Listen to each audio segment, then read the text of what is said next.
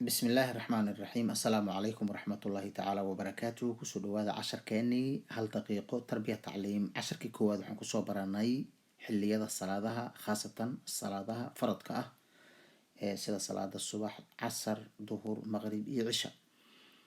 عشر كنا وحن كبران دونا إن شاء الله تعالى قيبها الصلاة إسلام كحولية هي صلاة بدن أو كلا نوعية إن شاء الله تعالى وحنا كمدة صلاة فرضك sida shanta salaadood oo kale salaado sunno ah oo markaasi si qaybsama sidoo kale salaado sabab ay keentay oo markaasi sabab darteed loo tukado iyo salaado sharad uu qofka galay markaasi ku waajibiyey oo markaasi laga doonayo inuu tukado.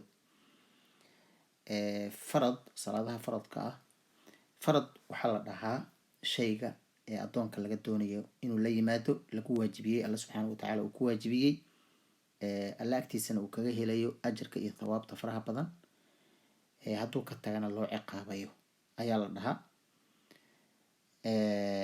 wuxuu u qaybsamaa laba qaybood ama waxay u qaybsamaan salaadaha faradka laba qaybood, fardul cayn iyo fardul kifaaya.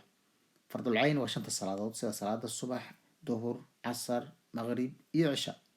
macnaha salaadahaasi waxaa laga doonayaa shakhsi walba, shakhsi ayaa looga doonaya dadka muslimiinta ah. fardul kifaayana waa salaadaha qayb ka mid ah dadka muslimiinta hadday tukadaan markaasi ay ka dhacayaan dadka kale ee muslimiinta ah, sida salaada janaazada oo kale oo qof hadduu geeriyoodo in salaatul janaaza lagu tukado waa waajib farad ah. haddii markaasi qayb ka mid ah muslimiinta ay ku tukadaan dadka kale ee muslimiinta ah markaasi waajibkaasi wuu ka dhacayaa, taas ayaa loola jeedaa. marka faradkii wuxuu u qaybsamay labada qaybood waan baranay. sunnada waxay u qaybsantaa iyadana. sunna waxaa la dhahaa shay markaasi adoonka uu khiyaar u leeyahay inuu ka tago iyo inuu sameeyo. qofka shakhsiga ee muslimka ah inuu sameeyo iyo inuu ka tago ay asaga khiyaar u leh. hadduu sameeyo ajir fara badan ayuu ka helayaa, hadduu ka tagana looma ciqaabayo ilaan marka horeba ma ahayn shay farad ah ama waajib looga dhigay ma ahayn. marka salaadaha sunnooyinka waxay u qaybsamaan dhowr qaybo badan. sunna mu-akada iyo hayra mu-akada, sunno adag oo la adkeeyey iyo sunno aan la adkaynin. sunnada mu-akadka ah waxay tahay baan rabaa marka inaan idiin faahfaahiyo. sunnada mu-akadka waxa weeyaan sunnooyinka nabiga sala allahu calayhi wasalam uu daa'imi jiray. sidoo kale waxaa la dhahaa rawaatib. rawaatib waxaa loo dhahay waxay yimaadaan salaadaha hortooda ama gadaashooda. macnaha salaada intuuna tukan nabiga calayhi salaatu wasalaam ka hor ayuu tukan jiray amaba salaada markuu ka baxo ayuu tukan jiray. salaadaha macnaha shanta salaadood ee faradka ayaa laga hadlayaa. marka rawaatibtaasi nabiga sal alla alay wasalam uu daa'imi jiray una ka tegi jirin ayaa la dhahaa sunna mu-akada. marka ajarkeedu wuu badan yahay salaadahaasi. sunnada mu-akadka ajarkooda aada ayuu u badan yahay, mana gaarsiisna heerka salaada faradka ah ilan waa sunno nabiga sal alla alay wasalamna kama tegi jirin. faahfaahinta dib ayaan ka baran doonaa insha allahu tacaala.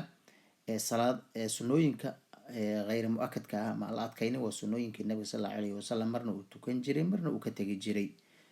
sida laba ragcadood oo salaanta masjidka ah taxiyatulmasjid, masaajidka marka lasoo galo laba ragcadood in la tukado oo kale. sida istikhaarada oo kale, salaatul istikhaara ama salaatu shukri qofka inuu tukado, ama weysada kadib inuu qofka markaasi laba ragcadood tukado iyo wixii lamid ah weeyaan. macnaha sunnooyinka markaasi hayra mu-akadka ah. sababiya macnaha waxaa jirta salaado ay keento sabab, sida salaada janaazada oo kale.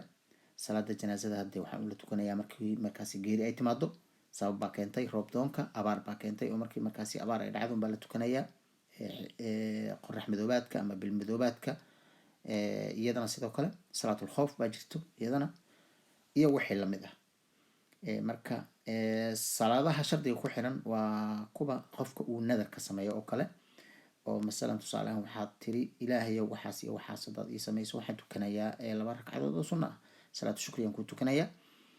marka waxaa kugu waajibaysa haddii markaasi waxaad codsatay aada hesho inaad tukato ayaa markaasi kugu waajibaysa. marka asxaabay casharka waxaan doonaynaa inuusan badanin. soo dhawaada insha allahu tacaala. intaas inaad xifdisaan baan idinka rajeynayna insha allahu tacaala. jimco mubaarak.